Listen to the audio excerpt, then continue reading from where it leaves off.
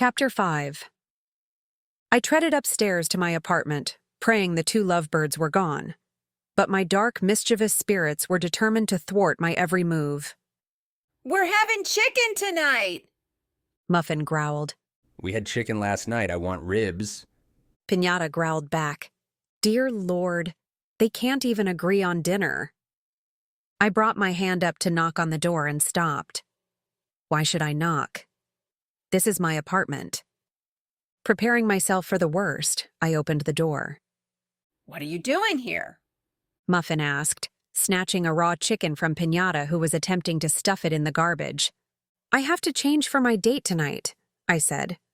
"Oh, I didn't think you were coming back. I gave your clothes to the homeless man down the road." My hands clenched in a tight, biting fist. I only had a few pieces of clothing at Sergio's. Everything else was here. You gave away my clothes?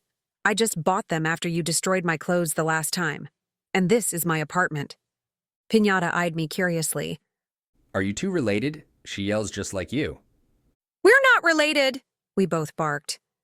You and your husband have to leave right now, I bellowed. I'm tired of you trashing my apartment and everything in it. Gus and I are homeless because of you. Get out. "I'm making a chicken right now, so you'll have to wait." Muffin said, shrugging me off. No, I want you out right now.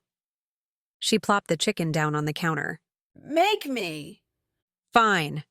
I stomped over, snatched the raw bird, and hurled it through the open window. A car alarm blared. "You tossed my chicken!" Muffin seethed. Now you can make ribs. Pinata said with a wide smile. I barreled past Muffin and hauled an armful of groceries from the fridge. "What are you doing?" She growled, closing in on me. I dodged her muscular arms, tossing the groceries out the window. There, the homeless man can have your groceries too, and I'll keep tossing until you leave. "Then I'll toss you!"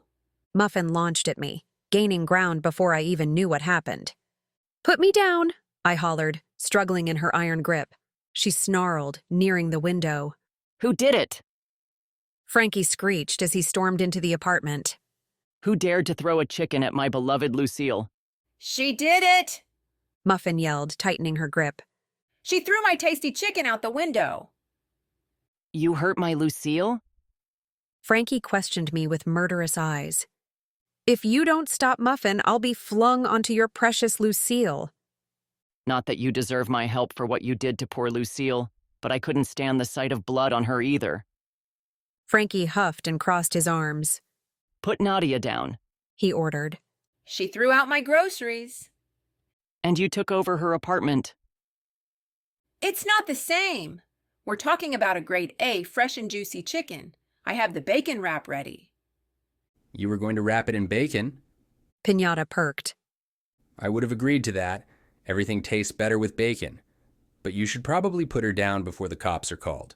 You're being rather loud. Not that you're not normally loud. It'd be nice if women came with a volume control. Muffin scowled as she dropped me. I fell with a thud onto the hardwood floor. I still have the ribs. Pinata held up the treasured meat. Why don't we wrap the ribs in bacon? "I guess. Muffin continued to scowl. But I had my heart set on chicken." I'll make it. You sit and relax in front of the TV. I'll even give you a foot rub later. Muffin's mouth twitched up into a very toothy grin, and she plopped down on the couch. Pinata crouched down near me and whispered, You better leave while you can. She's quite volatile. This is my apartment, I argued, wincing as I hauled myself up from the floor. I'll do my best to get her out of here, but you'll have to give me a few days. I studied him. He was a small man, but he didn't seem frightened by Muffin's large stature or brutish ways. Why haven't you escaped? He eyed Muffin with a dark brow. I have my reasons. Just steer clear of this place for a few days. I promise I'll get her out. Thank you for helping, I said, as I watched Maya flutter around her guest bedroom that had been converted into a closet. I'm happy to help. We'll have you ravishing in no time. I don't need ravishing. Pretty would be nice, though. Tell me again how you're going to date both Caleb and Grayson. Maya said, rummaging through her accessories. Won't they get mad? They might if they find out. I'm hoping they won't. I don't want to hurt their feelings, but I really need time with both of them to put my own feelings in order. I told them I wanted to start at the beginning and just date. Nothing else. Maybe I should have told them the truth, I said, second-guessing my judgment. However, they've both been a little tense lately. With Grayson's life change and Caleb's stolen money, I'd rather not stir the pot. I understand. I guess if I was in your shoes, I'd do the same. I'm lucky to have found David.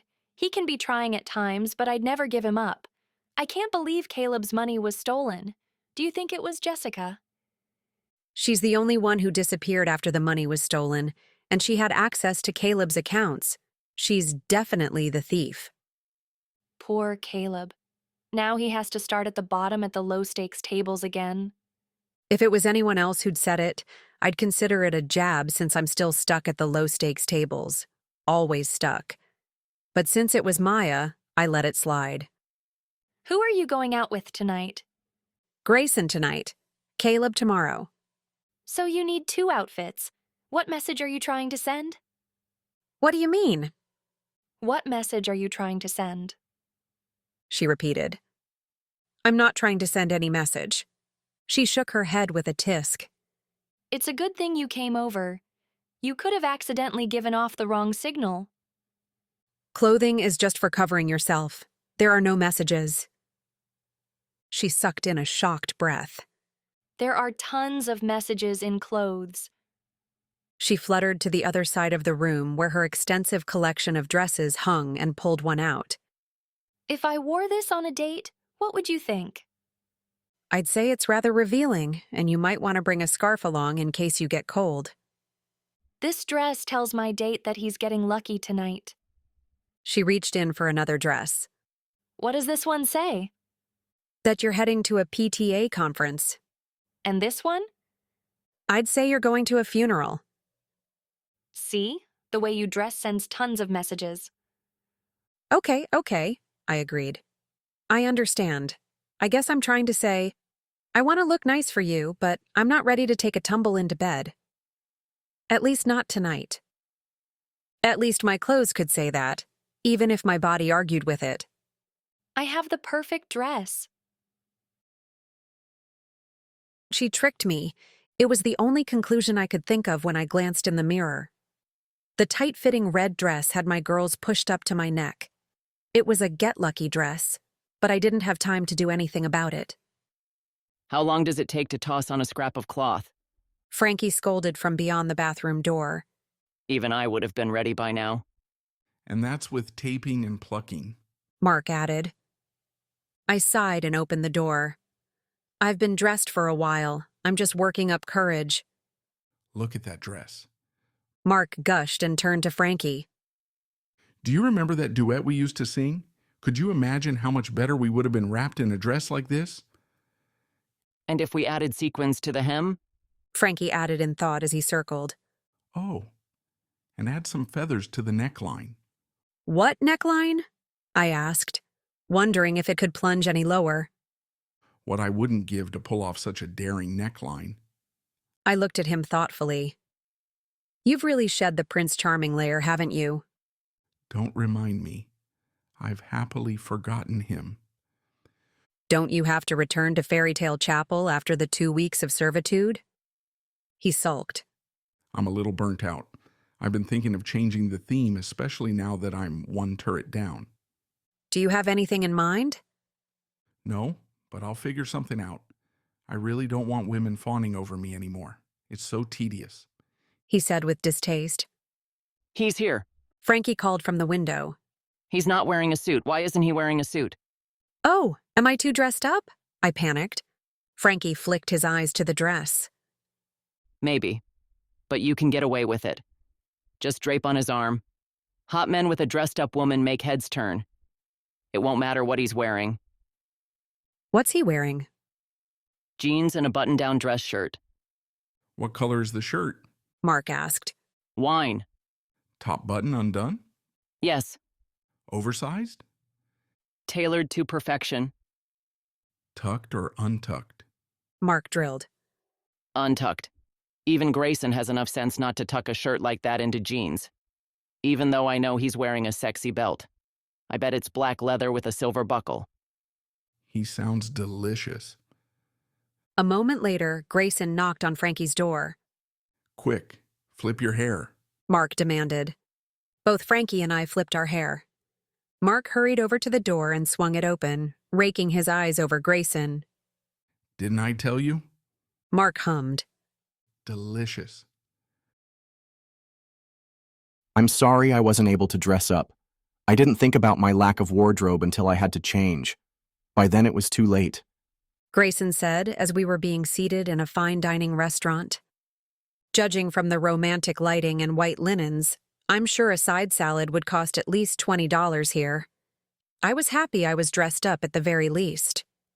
Before we were seated, I caught Grayson slipping the maitre d' some cash. I realized why when we were led to a tucked-away table in a corner with a few potted palms that deterred, but didn't block, onlookers. It was a cozy nook with dimmed lights, candles, and polished silver. "It's okay," I said, wondering if it was too late to change into a suit. Although he really didn't need a suit. Grayson's perfect no matter what he wears. He must have been out digging again. I wasn't really sure what to expect. Since Muffin gave away my clothes, I was forced to ask Maya for help. She picked out this dress. I'll have to thank her later. He said with a devilish smile that made me shiver. She's my favorite sister-in-law. She's your only sister-in-law, Thank God. I nearly had you for a sister-in-law. he said with a frown. That would have been uncomfortable. It wasn't something I wanted to relive. I'm just thankful Ian signed the papers and they're filed. You know I didn't marry him on purpose, right?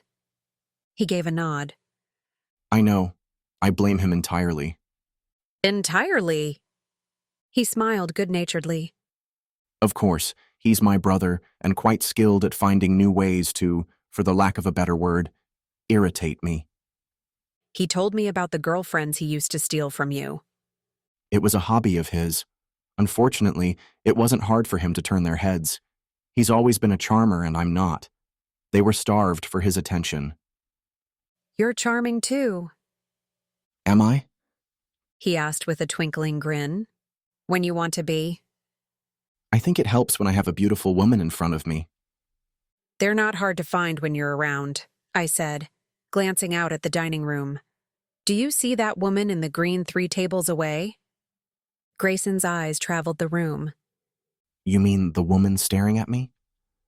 Yes. She's pretty and quite willing to be in front of you. She hasn't taken her eyes off of you. Perhaps I should reword. It helps when I have you in front of me. Did I tell you how beautiful you are? I hoped the dim lighting hid my blush. Yes, you've mentioned it a couple of times. It's the truth, and it has nothing to do with the amazing dress, even though I'm very fond of it too. Thank you. So, what did you do after I left this morning? I asked, switching the subject. This morning seemed like forever ago. He sheepishly said, You're going to think I'm crazy. Please, I scoffed. Do you know who is living in my apartment? And have you met Frankie? I know crazy, and you're not it. He chuckled softly, sending a wave of shivers through me. I guess when I'm up against such tough competition, I don't look so crazy after all. But if you must know, I was digging in the pond again. I take it back. You may be in the running, I teased. Why were you in the pond again? I have this problem with finishing something I start. Whether or not the pond is ridiculous, I have to finish it. I was thinking of hiring an excavator, but I'm enjoying the physical labor. Coming from you, I understand the need to finish a job. It's why you were such a great CEO. Is the pond the reason you're not wearing a suit? Frankie was really disappointed. You know how he loves to gawk at you while you're decked out in Armani. Actually, I don't have any suits. He confessed. A waiter silently filled our glasses with red wine and set the bottle on the table. I eyed Grayson. We didn't order the wine, yet it seemed neither the waiter nor Grayson noticed that fact. Maybe Grayson's a regular. Maybe this is like a McDonald's for rich people. What happened to your suits? I asked, wondering if there had been a fire at the dry cleaners. I'd rather talk about you. He said with a sexy smile, nearly vanquishing my question. I want to hear what you've been up to since the counterfeit scheme. If the boxing match was any indication, Frankie's kept you on your toes. Nice try, I said. I want to hear what happened to your suits. And I want to hear your stories. I asked first. He took a sip of wine as he gauged for possible reactions. After a deep breath, he simply said, I burned them. You burned thousands of dollars worth of suits? I asked in confusion. Frankie would have a stroke if he knew. Well, He said, searching for words. you've obviously seen my struggle to give up work. I really didn't think it was going to be so difficult. One day the urge was so strong to crawl back to Rotunda and beg for my job back. The only thing that kept me from doing just that was to take the suits and burn them so that, in a way, I couldn't go back. You could have kept one. Then I'd have one suit to crawl back with. The more I thought about it, the more I knew I had to destroy them. At my questioning gaze, he added, Do you let an alcoholic keep one spare bottle? Or allow a drug addict one last hit? The suits represent everything I gave up. They were my armor. Once again, I found myself in therapy mode as I tossed each suit into the bonfire. I felt his loss as he spoke. This was no easy task for him, and he gave it all up to be with me. Well, perhaps I'm not the only reason. Maybe you jumped the gun. Perhaps you shouldn't have quit. No, I did the right thing. I just didn't know how hard it would be. I want to have a meaningful life. I want to travel and find a hobby. Eventually, I'd even like to have a family of my own. If I continued on my path, working as hard as I have been, I would end up 80 and wonder how the years slipped away with nothing but money to show for them. Do you think you'll ever work again? Maybe. If I do, I want to make sure I won't end up in this situation again. Digging holes and burning suits? His lips twitched into a smile. Exactly.